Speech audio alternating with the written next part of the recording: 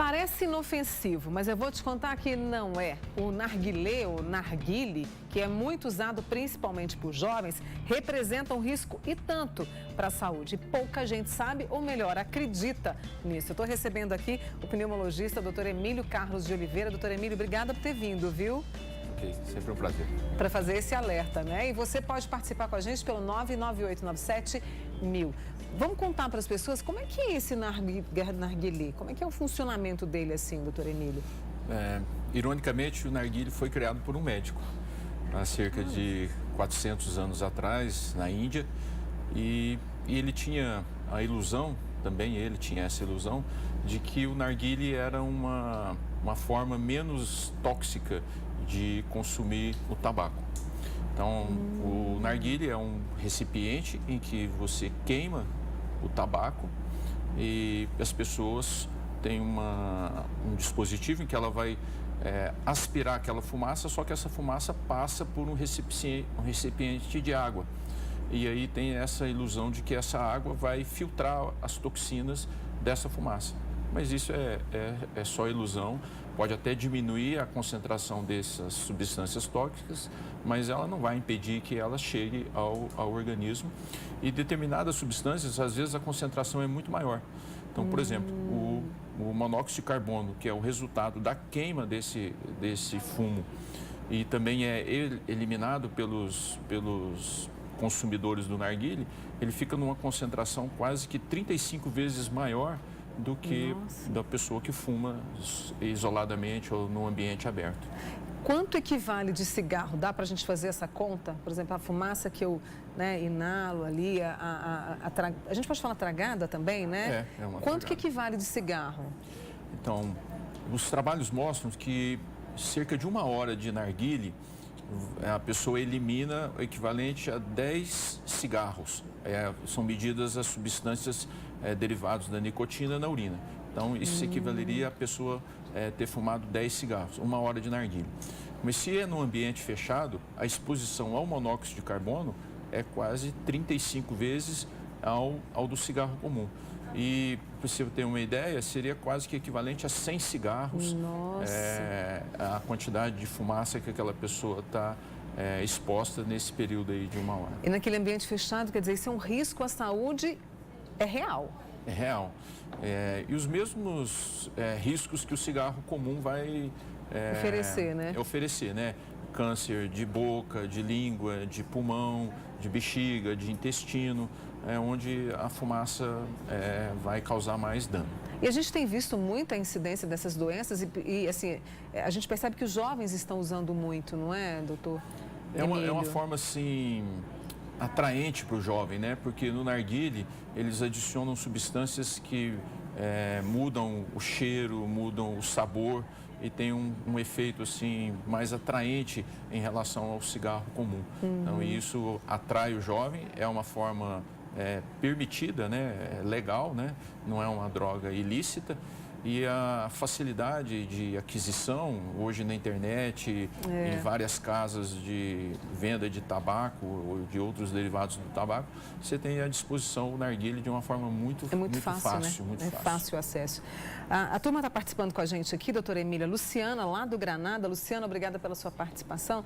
Ela quer saber sobre o narguilé e o cigarro eletrônico. São parecidos? Causam os mesmos danos? Não, o cigarro eletrônico é menos do que o narguilé, né? Ele tem uma quantidade de nicotina e como ele não produz a fumaça, ele tem uma quantidade de toxinas menor. Mas também ele tem a possibilidade de causar dependência e de ser tóxico também, da mesma forma que o cigarro comum, talvez numa proporção menor. O cigarro eletrônico, ele pode ser uma forma de você fazer o desmame do cigarro comum como uma forma de você parar de fumar. Ele não deve ser usado como um substituto do cigarro comum. Ele pode ser uma forma interessante de você, numa fase em que você está tentando deixar de fumar, usar o cigarro eletrônico como uma ponte para deixar de fumar. Tem uma amiga nossa que falando que conhece uma família, netos, filhos, sobrinhos, adolescentes, todos fumam e os pais estão sempre por perto. Eu queria aproveitar essa questão que essa amiga nossa traz. Qual que é o alerta que os pais devem fazer para os filhos? Como é que os pais podem orientar? Porque também é uma resistência dos jovens, né, doutor Emílio? Eu acho que o alerta é o mesmo alerta que serve para o cigarro, né? É uma droga que causa dependência e que tem efeitos nocivos para o organismo, desde a questão da dependência química até as doenças que ele vai provocar, as doenças pulmonares e até as doenças cardiovasculares. É importante salientar isso porque o monóxido de carbono é a principal substância que vai lesar a coronária. Então, hoje o fumante ele tem talvez mais problemas relacionados ao aparelho cardiovascular do que às vezes do que o aparelho respiratório.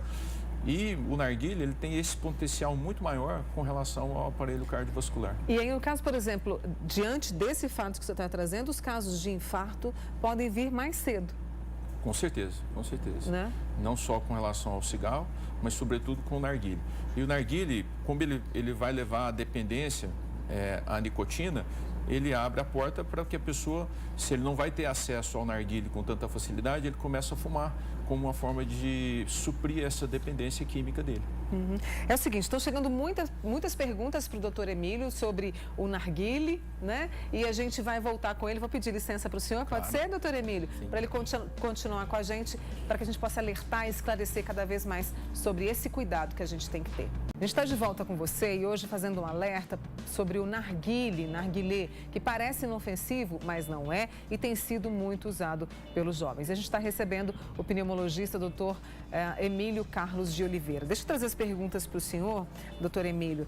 Uma amiga nossa que chegou agora, ela quer saber a composição do narguilé e do cigarro. Qual é o mais prejudicial? Só para a gente poder reforçar. Os dois são prejudiciais. O narguilé tem uma concentração menor dessas substâncias tóxicas, mas se você aumenta a exposição, o tempo de exposição à fumaça, você vai acabar tendo o mesmo efeito nocivo, já que aí a concentração também aumenta. Tem uma outra amiga nossa que perguntou o seguinte, doutor Emílio, fumar o narguilé, né? Utilizar o narguilé perto de crianças, isso pode fazer mal para elas? Isso pode representar um risco? É o mesmo mal que o cigarro faz em termos do fumante passivo, né? Se alguém fuma num ambiente fechado, existem resíduos daquela fumaça durante 12 horas naquele ambiente. Então, isso vale para o narguilé. Se você está num ambiente fechado, seja com crianças ou com outras pessoas, elas estão expostas aos mesmos males que o narguilé ou que o cigarro ou qualquer derivado do tabaco pode provocar. Tem uma pessoa perguntando, Mônica, o uso do narguilé facilita o uso de outras drogas ilícitas pelos jovens? Você acredita que isso pode levar ao uso de drogas ilícitas? Eu acho que é o seguinte, que ele, como é uma droga que vai causar dependência, ela vai estimular, sobretudo, o cigarro, né? A pessoa que começa a usar o narguilé de uma forma mais frequente, ele vai se tornar dependente da nicotina e aí o que ele vai ter à mão é o cigarro.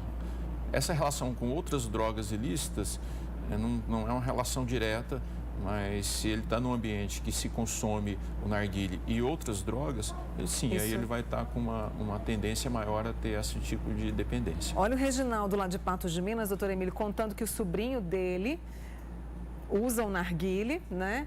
E ele tem bronquite asmática, o Reginaldo. Isso pode afetar as pessoas que têm bronquite e asma? Com certeza.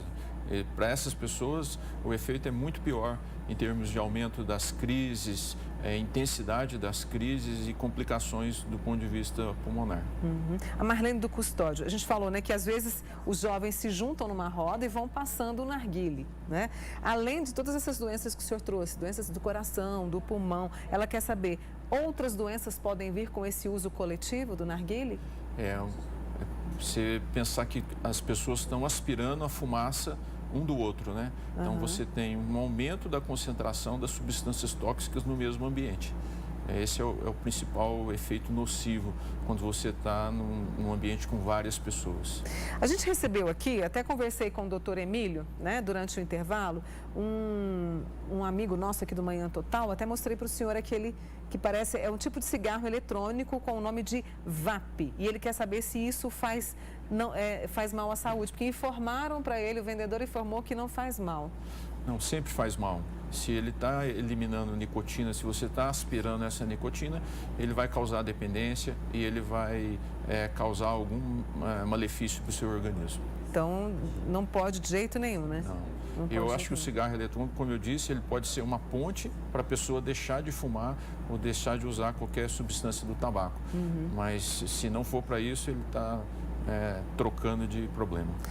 O fumo vaporizador, que é o mesmo, né? Que é o narguilé, é isso? Sim, isso. Tem um amigo nosso, prejudica? Só para a gente reforçar também quais são os problemas que podem trazer, né, doutor Emílio? Mesma coisa. O narguilé, existem várias formas, vários equipamentos, aparelhos para fornecer o narguilé, né?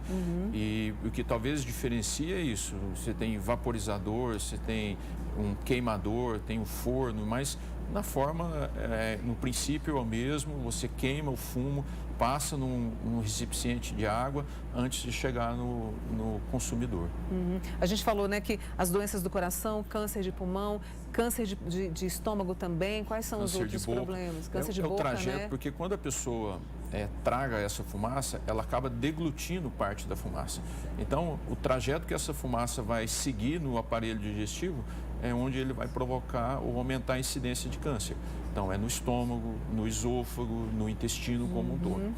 E o que é eliminado do metabolismo, principalmente as substâncias de indução ao câncer, ele na urina, né? Então na bexiga, aumenta o câncer de bexiga, porque você está aumentando a concentração dessa substância potencialmente indutora do câncer. Doutor Emílio, é possível ficar dependente, como o senhor disse para a gente, viciado, né? Vou usar a palavra vício. E aí é preciso esse cuidado dos pais. Quando perceber que a pessoa viciou?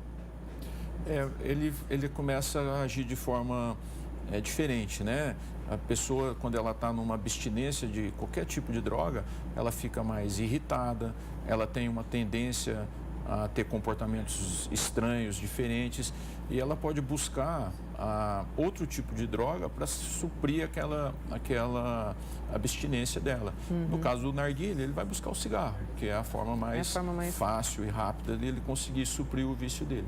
Tem duas pessoas perguntando aqui, doutor Emílio, cigarro de palha, e existe sempre aquela conversa de que não faz mal.